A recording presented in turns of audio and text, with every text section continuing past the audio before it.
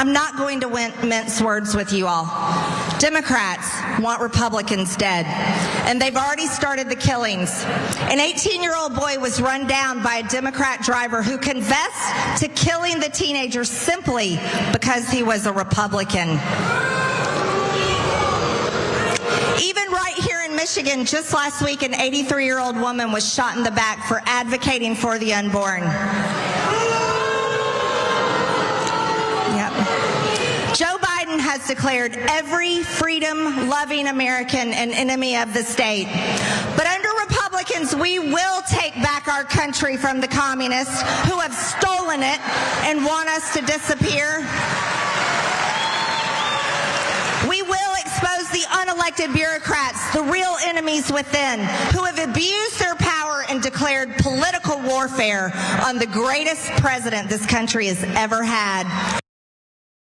So there's a lot of insanity there, and I'm sure a lot of reasons that she would tell all of the obvious lies that we're going to fact check now. I am assuming this is just a continued audition to be Trump's VP pick in 2024. And honestly, I don't know why he wouldn't do it at this point. Just go for it. She's as deranged as you and she'll do whatever you say. But let's be clear, she made a couple of very specific claims there to buttress her argument that the Democrats are already killing Republicans, which is a bold claim to make. Bold claims require bold evidence. She made a couple of specific claims. Let's fact check them. So first of all, in the intentional running down of a Republican thing, the 41-year-old suspect told police that he believed the 18-year-old victim was part of a Republican extremist group and had been threatening him. However, once the North Dakota Highway Patrol looked into it, they say they uncovered no evidence to support the claim that the murder had anything to do with politics or that the victim was even a Republican. So what do you know? It turns out that the initial narrative around that crime didn't turn out to be true. And to be clear, that fact check was from a while ago. She could have known this if she cared, but she didn't care. She liked the idea that she had an anecdote that would prove that Democrats are trying to hunt down Republicans. Not in this case. Now, she also talked about the woman being shot for advocating for the unborn. In this case, she appears to be referencing an 83-year-old woman in Michigan who's shot in the back for advocating for the unborn, in her words. It refers to a local story in which a Michigan man reportedly shot an elderly pro-life volunteer who he said refused to leave his property. The unnamed canvasser got into a screaming match with the man's wife over abortion. The Michigan man said he shot the woman by accident after accusing her several times of trespassing.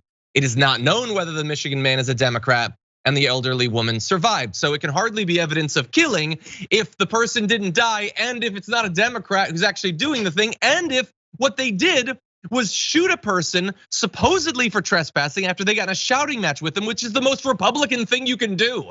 Yeah. If this was any other instance, the idea that a guy shot someone for being on his property would give him like a prime speaking spot at the next CPAC. And so neither of those are evidence of the Democrats killing Republicans, but she got the booze that she wanted. And you heard her little, yup, I told my lies and you guys ate it up. You're not gonna fact check this, let's be clear about that. And she goes on to tell other lies. We'll turn to those, but Francesca, what do you think? No, I mean, it is complete. It is a party driven, obviously, only by their emotions, however insane, and just anecdotal crap that is derivative of a derivative of a derivative of a story. And we've seen that from, I mean, honestly, the Trump White House in and of itself, in terms of, you see the way that information gets laundered on the right, starting on like the bogs of whatever Chan, and then moving its way to Breitbart, and then moving its way up to Fox News, and then moving its way to the president's mouth. And they get laundered up, right? And so you're absolutely right that if the shoe were on the other foot, especially in that trespassing case, oh my God, you shot an anti-choicer because they were like, you shot a pro-choicer because they were on your property and wouldn't leave, they would be like, oh, we love you, And they'd be on Charlie Kirk's podcast the next day. Oh, absolutely. And I think that the other story this reminds me of that gets regurgitated and misunderstood, if you guys remember the shooting of a young woman in San Francisco, right, by an undocumented immigrant. Well, Trump used that endlessly. I believe it was in 2016 or maybe 2015, endlessly used this woman's death to say migrants are killing us, the undocumented, It was a man who straight up found a gun and it went off in his hands and hit the ground, ricocheted and killed this woman.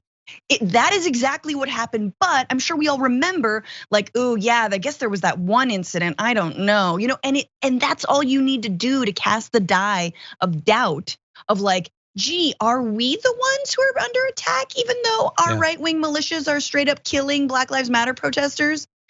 And lastly, look, everything I said about DeSantis being a little bit milder does not apply to Marjorie Greene. Marjorie Greene is absolutely as crazy and as dangerous as Donald Trump.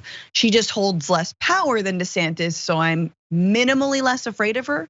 Yeah, but still afraid of the backlash from the things that she says. Yeah, and she also, like right now, and this can change, Trump has a thing where it doesn't matter how explicit he is about these things. Like a lot of people just are never gonna care. Whereas Ron DeSantis has this thing where you're supposed to pretend that he's Jeb Bush or something. Like the media still pretends that he's like a legitimate politician, a regular one. Whereas Marjorie Greene, she doesn't have either of those things. She's crazy, everybody knows that she's crazy. You might like her for being crazy, but the media doesn't pretend that she's anything other than crazy, at least. And let's be very clear to close this out on why she's doing this. Like for what they want in the future when it comes to violence, there are multiple strategies they're pursuing. One is dehumanizing the other side. So when they tell you that everyone that disagrees with you is a satanic pedophile, that is to make it so that you have no qualms about violence being used against them because they're literally the worst people on the planet. But it's also convenient if you convince your base that those satanic pedophiles are also already killing you, because then it becomes justified. It's not an issue because they're pedophiles, and it's justified because they're a threat.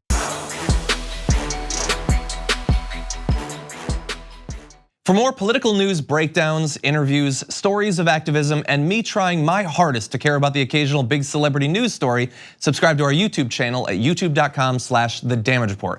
And you can ring the bell wherever it is so you don't miss anything.